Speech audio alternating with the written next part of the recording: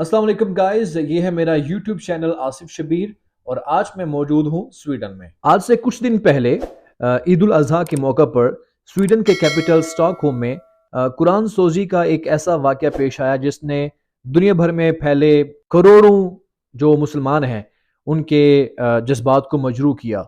कुरान वो किताब के मुसलमान तो उसको चूमे बगैर ओपन भी नहीं करते, ये हमारी कीदत है। और उसी किताब को जो है वो जलाया गया और किसके नाम पे कि ये आज़ादी राय के नाम पे। इसके ऊपर पूरी दुनिया में प्रोटेस्ट हुआ। मैं इस वक्त मौजूद हूँ स्वीडन में, जैसे कि मैंने पहले भी बताया।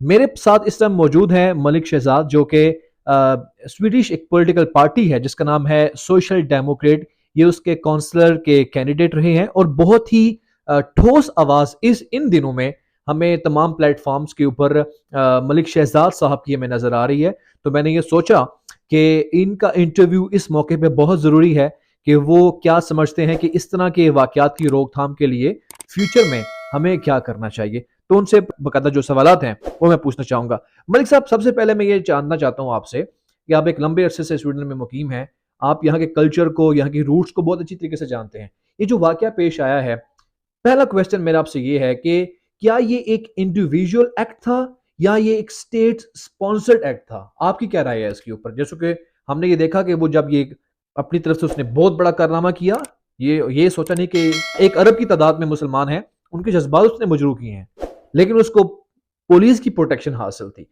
तो क्या ये इंडिविजुअल एक एक्ट था या स्टेट स्पॉन्सर्ड था? जी, मेरा जहाँ तक ख्याल है कि ये जो है कि एक कोई ग्रुप मुझे नज़र लग रहा है यहाँ पर। और मैं ये समझता हूँ कि इसके पीछे कोई ना कोई ख़ास ज़रूर मौजूद है। पहले 2014-15 की बात है। पहले जो है मस्जिदों के ऊपर पथराव किया जा रहा था। जो हमारी जो कुरान शरीफ है उसकी बेहुरमती की जा रही थी, खाके तैयार किए जा रहे थे। एक पूरी प्री प्लान के तहत मुसलमानों को जज्बात को मजरूह करके और भड़काना चाह रहे हैं और अफरा तफरी फैलाना चाहते हैं पूरे दुनिया के अंदर। तो मैं ये समझता हूँ कि ये अभी जो रिसेंटली हुआ है ये असल में एक इराक का शहरी है और ये किसी को नहीं मानता, इसका कोई मजहब नहीं एथिस्ट है। इसका। हाँ जी। जी हाँ। उसके बाद एक वहाँ की जो तंजीम है वो ये वहाँ का लीडर भी रहा है। काफी सारा जो है ना ग्रुप जो है ना उनके साथ मिलके मुसलमानों के खिलाफ जो भड़काते रहते हैं। लेकिन आप क्या समझते हैं कि जब उसने ये काम किया, उसने गवर्नमेंट से परमिशन ली? जी गवर्नमेंट, ओके, स्वीडन में हम रहते हैं, स्वीडन एक डेमोक्रेटिक कंट्री है, आजादी राय समथिंग एल्स, वो कुछ और है। गवर्नमेंट ने उससे किस तरह इजाजत दे दी कि भाई वो मुसलमानों की मुकद्दस किताब जलाना चाहता है और उसे पुलिस ने परमिशन दे दी? ये कैसे मुमकिन है यहाँ पे? असल में यहाँ का जो लॉ है उसको फॉलो करना पड़ता है हर इंसान को। जी। इनके लॉ में ये है कि ये एक किस्म की आम किताब है। इसको ये तो हम तो मुसलमान है ना, तो हम तो हमारा तो अकीदा ही यही है कि कुरान के ऊपर है सारी बिल्कुल चीजें। बिल्कुल। और इनके लिए वो एक आम किताब है। अक्सर मेरी स्वीडिशों से बात होती है तो वो भी मुझे यही कहते हैं ये तो एक आम किताब है, एक इंसान ने लिखी है। तो उनकी नजर में कुछ वो चीज नहीं है जो हम लोग मुसलमान है, जो हमारा अकीदा है कुरान के ऊपर। तो उसके लिए तो हम जान देने के लिए भी तैयार हैं। लेकिन उसने बकायदा पहले तो इसने 3 जगह पर पुलिस स्टेशन में अपने आप को इजाजत लेने की कोशिश की है। लेकिन पुलिस ने बिल्कुल इसको इजाजत नहीं दी। फिर इसने इसके बाद एक अदालत में इसी चीज को लेकर चला गया और अदालत ने इसको इजाजत दी है कि जलाने की। और अदालत ने ही कहा है कि पुलिस को कि इसका जो है इसकी हिफाजत। जी हाँ जी, ऐसे ही हुआ है। फिर उसके बाद इसने एक ईद वाला दिन था और मिडबोरिया प्लस जो है हमारी सबसे बड़ी मस्जिद है स्टॉकहोम की, तो उसके बाद इसने ईद वाले दिन 1:30 पर उसने जलाया। और जब उसने जलाया तो मैं ये समझता हूँ कि इतनी बड़ी ज्यादा पुलिस उसकी साथ थी और उसके पास एक झंडा जो था वो स्वीडन का झंडा था। आप अंदाजा करें कि स्वीडन के झंडे को उठा के और उसने जिस तरह कुरान शरीफ को जलाया है और पैरों के साथ उसको मसला है, तो ये तो हमारे लिए एक दुख वाली बात है। वो हमारे जज्बात जो है ना उसने भड़काए हैं। वहां पर लोगों ने तैश में आके इस पर पथराव किया है। और जिस शख्स ने पथराव किया था पुलिस ने बजाय उस इंसान को पकड़ने के बजाय जो पत्थर मारने वाला था उसको गिरफ्तार कर लिया गया है। तो मैं ये समझता हूँ कि हम इसकी पूरी पुरजोर मजामत करते हैं। तो इसका मतलब ये है, जैसे कि आपने कहा कि यहाँ पे एक लॉ है, उनको नहीं पता कि इस किताब की वैल्यू क्या है मुसलमानों के लिए, तो इसका मतलब ये है कि उनको बताने की जरूरत है। तो मैं अगला सवाल कुछ देर बाद पूछूंगा ये जरूर कि प्रोटेस्ट कर किस तरह से किया जाना चाहिए। एक तो अगर यही वाकया किसी और मुल्क में पेश आता है, किसी अरब कंट्री के अंदर, तो प्रोटेस्ट और किस्म का होता है। लेकिन जो कि इन लोगों को नहीं पता, तो उनको बताने की जरूरत है। तो बजाय कि हम एक ऐसा प्रोटेस्ट करें जैसे इमेज खराब हो इस्लाम का, तो हमें पीसफुल इस पे बात करनी चाहिए। इस पे हम बात बाद में करेंगे। मैं आपसे ये जानना चाहता हूं कि सोशल मीडिया के ऊपर मैंने देखा कि बड़ा जबरदस्त प्रोटेस्ट किया गया पूरी दुनिया के अंदर। 57 कंट्रीज हैं, OIC भी एक्टिव हो गई है, डिफरेंट एम्बेसीज में जो इनके एम्बेसडर्स हैं उनको बुला के डिफरेंट मुल्कों ने एहतजाज भी कराया है। तो एज अ ऑब्जर्वर आप मुतमईन हैं इस तरह के प्रोटेस्ट के हवाले से कि ये प्रोटेस्ट आया है? लाइक टर्की ने इस पे बात की, सऊदी ने बात की, इराक ने बात की। आप क्या समझते हैं कि मुसलमानों का ये इस अंदाज में प्रोटेस्ट ये काफी था, या ये इसमें मजीद जान आनी चाहिए इसके अंदर? और मैं समझता हूँ ये इन्होंने प्रोटेस्ट तो बहुत अच्छा किया है, लेकिन इसके लिए और भी हमें कोशिश करनी चाहिए।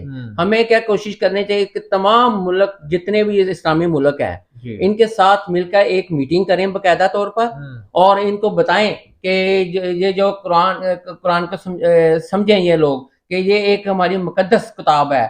मैं इसका शायरी भी हूँ, लेकिन कहते हुए शर्म आती है कि ये पुरअमन मुल्क था जो एक पूरी दुनिया में इसकी कदर की निगाह से देखा जाता था, और इस मुल्क में 2-3 शख्स की वजह से इस पूरे मुल्क को तबाह किया जा रहा है। आपको नीटो में इजाजत नहीं दी जा रही, आपका बिजनेस सारा तबाह किया जा रहा है, मुसलमानों की नफरतें बढ़ती जा रही है। अब स्वीडिश जो लोग जो जाएंगे मुसलमान मुल्क के अंदर, क्या लोग उनसे नफरत करेंगे? ये इनके लिए भी बहुत ज्यादा नुकसानदेह है। मैं इसी गवर्नमेंट को कहना चाहता हूं, जिसमें मेरी पार्टी सोशल डेमोक्रेट पार्टी भी है, दूसरी पार्टियां हैं, मैं उनको कहना चाहता हूँ कि खुदाया इसको रोकें, वरना इस मुल्क के लिए ना बहुत ज्यादा नुकसान होने के चांसेस हैं। ये जो प्रोटेस्ट हुआ है दुनिया भर में, मैं ये नोटिस किया, उसके बाद यूरोपियन यूनियन के भी बयान सामने आया जी कि ये हमारे से कोई ताल्लुक नहीं है, ये उसका इंडिविजुअल एक्ट था। इसी तरीके से अदालत ने परमिशन तो दी, लेकिन हमने ये देखा कि अब गवर्नमेंट भी कह रही है उसका ये जाती फेल था। इसका मतलब ये है कि प्रेशर जो है वो काम कर रहा है। आपकी पार्टी है सोशल डेमोक्रेट, उनका क्या कहना है इस हवाले से कि आजादी राय का मतलब क्या है, कि मुसलमानों के जज्बात मजरूह किए जाएं या क्या? इस पे आपकी पार्टी क्या कहती है, उनके क्या व्यूज हैं? मेरी पार्टी जो है, मेरा स्टीफन के साथ बात, जो वजीर आजम, तो उससे भी बात हुई थी। यहाँ की जो पहले वजीर खारजा थे उससे भी बात हुई थी। बहुत सारी कम्यून के जो हेड है मेरी उनसे भी बात हुई थी। पार्लियामेंट के लोग हैं मेरी, उनसे भी बात हुई थी। उनका यही है कि ये यहाँ पे कानून है, वो कानून को हम फॉलो करते हैं। अगर ये है तो पार्लियामेंट में आके इसको कोई शख्स लेके आया, उसके अंदर कोई ऐसा लॉ बनाया जाए कि जिससे रोका जा सके। लेकिन कोई ऐसा शख्स सामने नजर नहीं आ रहा है, ना पार्लियामेंट का या कोई, जो पार्लियामेंट के अंदर आवाज हमारी उठा सके। क्योंकि यहाँ पर है कि जो को बात कह देती है ना, तो वो आपके लिए नुकसानदेह भी हो सकती है। इसलिए लोग जो है ना बीच में आ नहीं रहे। लेकिन मैं ये चाहता हूँ कि यहाँ के जो वजीर आजम ने बयान दिया है ना, वो मेरी नजर में कुछ नहीं है। क्यों? ये पार्लियामेंट का एक हेड है, वो चाहता तो कानून जब वो पहले जलाता रहा है, कानून पास कर लेते, आज नौबत ना होती। वज़ीर आज़म का बयान रिपीट कर सकते हैं क्या? बोला जी, उन्होंने ये कहा है कि मुझे अफसोस है, लेकिन ये कानून के तहत हुआ है। तो कानून बनाने वाले कौन है? यही लोग कानून बनाते हैं ना। मेरा कहने का मतलब है कि ये इनको पार्लियामेंट में एक बिल लाना चाहिए। ये नहीं कि हमारा मजहब है, किसी की मजहब पे कोई आंच नहीं आनी चाहिए। तो आप क्या समझते हैं कि एक तरफ तमाम मुसलमान प्रोटेस्ट कर रहे हैं, प्रोटेस्ट भी करें, उस पर मुकदमा भी करें, लेकिन कानून साजी के लिए भी क्या इस गवर्नमेंट पे, इस मुल्क पे प्रेशर डेवलप होना चाहिए कि भाई ओके, ईद उल अजहा पे ये वाकया पेश आ गया, अब फ्यूचर में ना आए, कानून साजी फौरी तौर पे करें कि फ्रीडम ऑफ एक्सप्रेशन का राइट हर दुनिया में हर बंदे को होना चाहिए, लेकिन किसी मजहब को लेके जज्बात मजरूह नहीं होने चाहिए। क्या इसके ऊपर आपकी पार्टी, या आप सोशल मीडिया पे बहुत एक्टिव भी हैं, या जिन लोगों से आप मुलाकात कर रहे हैं इन दिनों में, क्या कोई ऐसा कानून लाने के लिए, ज़रा कानून तो गवर्नमेंट लेके आएगी, आप लोग कोई प्रेशर डालने के लिए कोई इस पे काम कर रहे हैं? जी, हमारी पार्टी तो कहती है कि ऐसा नहीं होना चाहिए, लेकिन यहाँ पे एक ऐसा कानून है कि अगर आप या बिल भी ले आते हैं ना, उसके लिए 4 साल लगेंगे। 4 साल के बाद एक नई हुकूमत आएगी, फिर वो गुड स्टैंड करेगी, इजाजत देगी, तो ये कानून जो चलेगा। अभी 4 साल के लिए तो कुछ नहीं हो सकता। ये कहते हैं अगर मैं ये समझता हूँ यहाँ का जो किंग है, अगर वो मुदाखलत करे इस चीज पे, तो गवर्नमेंट से बात करे, तो मेरा ख्याल कुछ ना कुछ हो सकता है। और मुझे किंग से याद आया कि आप कुछ देर पहले मुझे एक लेटर दिखा रहे थे। मलिक शहजाद ने एक बड़ा अच्छा काम किया। इन्होंने ये क्या किया कि इन्होंने 5 से 6 लेटर्स टाइप किए और किंग को दिया। किंग के साथ साथ इन्होंने वजीर खारजा को भी लेटर दिया बाय हैंड जाके। और किस किस को दिया? प्राइम मिनिस्टर को मैं दिया है, लॉ के जो है मिनिस्टर है उसको मैंने दिया है, EU का जो है हमारा जो है जो काम कर रहे हैं मैंने उसको दिया है। और मैंने बहुत सारे जो अपनी पार्टी के जो हेड है सोशल डेमोक्रेट, उनके दफ्तर में जाके मैंने दिया है। मैंने स्टीफन जो हमारा वजीर आजम है उसको बाई हैंड मैंने अपने हाथ से मिलके उसको मैंने दिया भी है, और मैंने उसके साथ मीटिंग भी की है। लेकिन उसे भी इंतहाई अफसोस है कि ऐसे इकदाम नहीं होने चाहिए। लेकिन हर जो जितनी भी पार्टियां हैं मेरे हिसाब से सेम पार्टी हैं सारी, वो सारा सबकी एक ही राय होती है। वो यही कहते हैं कि जो पार्लियामेंट में जाएगा तो वहां ही हो सकता है, हम कुछ नहीं कर सकते, यहाँ के कानून ही ऐसे हैं, हम कुछ नहीं कर सकते। तो समझ नहीं आती कि क्या करना चाहिए। तो आप बिल्कुल ठीक कह रहे हैं। मैं आपसे ये चीज और भी जानना चाहता हूँ कि अभी चूंकि आप, मैंने जैसे कि इंट्रो में कहा कि बड़ी सॉलिड और बड़ी एक्टिव वॉइस हैं आप पाकिस्तानी कम्युनिटी की भी और मुसलमानों की भी, और आपके काम देख के हमें प्राउड भी होता है।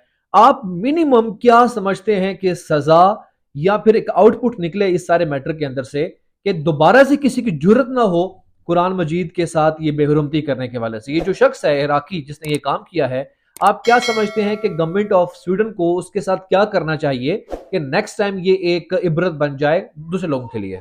नहीं, जहां तक मेरा ख्याल है कि उस शख्स ने भी यहाँ की स्वीडिश के कानून को फॉलो किया है, क्योंकि यहाँ पे अदालत ने ही दिया है। और मेरे ख्याल से उसको तो मेरा है कुछ नहीं होगा, जहां तक मैं सोचता हूँ, क्योंकि उसने लीगल तरीके से जो इनका कानून है उस हिसाब से किया है। लेकिन उस पर जो फिर 2 मुकदमे हुए हैं वो किस नाम के हो गए उसके ऊपर? लेकिन मुकदमे तो हुए हैं, जब वो अदालत में भी जाएंगे तो जाहिर बात है कि वो वहां पे भी वो कहेगा कि मैंने तो इजाजत अदालत से ली है। लेकिन हम चाहते हैं कि जैसे कई ऐसे कानून बीच में शामिल होते हैं कि इसको फौरी तौर पर गिरफ्तार करें और इसे सख्त से सख्त सजा देनी चाहिए।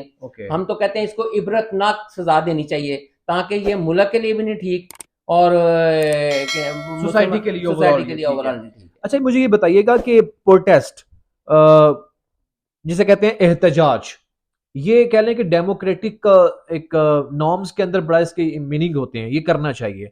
लेकिन आजकल हमने ये देखा है कि एक वेव चली हुई है कि स्वीडिश ब्रांड्स का बाइकआउट करें, ये करें वो करें, दिस एंड दैट वगैरह वगैरह वगैरह। आप क्या समझते हैं कि स्वीडिश ब्रांड्स का बाइकआउट का सलूशन है, या प्रोटेस्ट इस तरीके से किया जाए कि भाई उन्हें समझाओ कि ये जो बुक है ये मैन रिटन बुक नहीं है, ये गॉड रिटन बुक है। तो जब उन्हें समझाएंगे तो उन्हें समझ आएगी। तो प्रोटेस्ट की जो नेचर है उसके ऊपर क्या कहना चाहेंगे? प्रोटेस्ट किस तरह का होना चाहिए? और ये जो स्वीडिश ब्रांड्स के बाइकआउट है, क्या ये मीनिंगफुल है? नहीं, मैं नहीं समझता कि ये प्रोडक्ट को जो है आप यूज ना करें, बाइकआउट करें। मैं चाहता हूं कि सफारती तल्लुकात के जरिए इनसे बात की जाए। Very nice. और आप लोग ये बाइकआउट करें, बाइकआउट से कोई फायदा कोई नहीं है मेरे अंदर। मुझे अगर याद आ रहा है तो अभी सफारती आपने जिक्र किया है, लास्ट गवर्नमेंट में वजीर खारजा शाह महमूद कुरैशी और इमरान खान OIC इन सब ने मिलकर जो है वो एक काम किया था, इस्लाम फोबिया के खिलाफ 15 मार्च का दिन मनाया था। ये जरिया है कि आप उन्हें अपनी तंजीम के जरिए सिफारतकारी के जरिए बताएं। वो कि अभी वो 2 या 2.5 साल पहले ही लॉन्च हुआ है। जब इसे 7, 8, 10 साल गुजरेंगे तो लोगों को, इस कम्युनिटी को, मगरिब को पता चलेगा कि इस्लाम फोबिया के खिलाफ एक दिन मनाने का मकसद क्या है। सर, मैं आखिर में आपसे ये जानना चाहता हूं कि एक प्रोटेस्ट कोई दोबारा से अरेंज करने जा रही है कम्युनिटी, उस वाले से आप कुछ कहना चाहेंगे? जी, मैं ये कहना चाहता हूँ अपनी पाकिस्तानी कम्युनिटी को और तमाम मुसलमान भाइयों को भी यही कहना चाहता हूँ कि जब भी स्वीडन के अंदर किसी जगह भी प्रोटेस्ट हो इस्लाम के, कुरान के ऊपर, इन सब को अपने बच्चों को साथ लेके आना चाहिए, अपनी बेगमात, अपने दोस्तों को साथ लेके आना है। जितना भी ज्यादा हम लोग स्वीडन के अंदर आके प्रेशर डाल सकते हैं दूसरों मुल्कों की बजाय हम जहां पर स्वीडन में इनके खिलाफ मजीद एहतजाज करें और एक ऐसा ट्रेंड चला दें कि आप जिस जिस इलाके में रहते हैं इजाजतनामा पुलिस से लें, वहां पर आप एहतजाज करें, हर रोज एहतजाज करें, फेसबुक में करें, टिकटॉक में करें और जहां तक आपसे हो सकता है आप करें। बिल्कुल ठीक है जी। मलिक साहब आपके वक्त का बहुत बहुत शुक्रिया। मैं क्लोजिंग रिमार्क्स देके वीडियो को खत्म करूंगा। प्रोटेस्ट जो है, पीसफुल प्रोटेस्ट, ये सबसे पहले इंपॉर्टेंट चीज है। पीसफुल प्रोटेस्ट किसी भी डेमोक्रेटिक माशरे की जान होती है, तो ये डरने की कोई जरूरत नहीं है। जब एक शख्स को कुरान मजीद, मुझे ये बात करते हुए भी बड़ी तकलीफ हो रही है, जलाने की अदालत से परमिशन मिल सकती है कि आजादी राय का उसे राइट है, तो आपको प्रोटेस्ट करने की भी इजाजत है। तो आपको प्रोटेस्ट करना चाहिए ताकि आप उन्हें अपनी जुबान के जरिए और अपनी दलाइल के जरिए बता सकें कि ये आम बुक नहीं है, ये हमारे दिलों में, हमारी रूहों में बसने वाली ये किताब है। और बिल्कुल मैं इस बात से एग्री करता हूं कि हमें ऐसा प्रोटेस्ट करना चाहिए जिससे प्रेशर डेवलप हो और मंतकी अंजाम तक पहुंचे ये मुकदमा, ताकि फ्यूचर में ऐसा फिर से कोई वाक़या पेश ना आए जिससे दुनिया भर में मौजूद 1 अरब से जायद मुसलमानों के जज्बात मजरूह हों। मुझे आसिफ शबीर को दीजिए इजाजत, अपनी राय का इजहार जरूर कीजिएगा। अल्लाह हाफिज।